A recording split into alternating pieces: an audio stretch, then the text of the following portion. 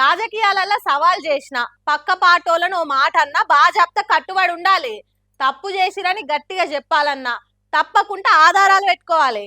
విమర్శించిన ఇన్న జనాలుండి హరే నిజమే కదా అని ఆలోచనలో పడాలి.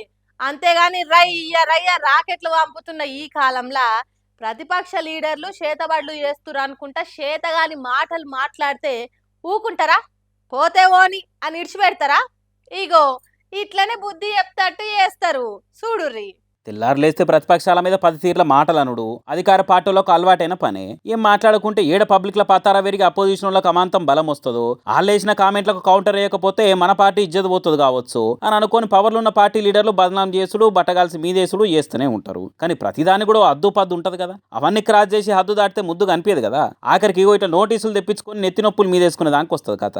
కాంగ్రెస్ లీడర్లు అద్దంకి దయాకరు సామా రామ్మోహన్ రెడ్డిలకు మాజీ మంత్రి హరీష్ రావు సార్ లీగల్ నోటీసులు పంపిండు. తెలంగాణలో వర్షాలు పడవద్దని కావాలని కరువు రావాలన్న కసితోని హరీష్ రావు గుళ్ళకు పోయి క్షుద్ర పూజలు తాంత్రిక పూజలు చేసిండు అనుకుంటా మస్తుగా మాట్లాడిన ఇద్దరికి నోటీసులు ఇచ్చిండు. ఆధారాలు లేకుండా అడ్డగోలుగా నోటికొచ్చినట్టు మాట్లాడు ఈశ్వరుడు నోరిచ్చిండు కదా అని ఇష్టం ఉన్నట్టు ఒర్లుడు కాదు. నా మీద నరం లేని నాలుకతోని మాట్లాడిన మాటలకు బరాబర్ క్షమాపణలు చెప్పాలి, లేకుంటే క్రిమినల్ కేసులు పెడతా అని లీగల్ నోటీసులు పంపిండి. ఇట్లా మొన్న కూడా ఇట్లనే సీఎం రేవంత్ రెడ్డి సీరియస్ గా మాట్లాడుకుంటా పేపర్ లీకుకు గ్లోబరీనా కంపెనీతో లింక్ ఉన్న కేటీఆర్ కు సంబంధం ఉందనుకుంటా కామెంట్లు ఏనే చేసే. ఇక ఆ మాటలకు మంటెత్తిపోయిన కేటీఆర్ కూడా ఏ మాత్రం ఆలస్యం చేయకుండా ఎంబటే లీగల్ నోటీసులు పంపించే.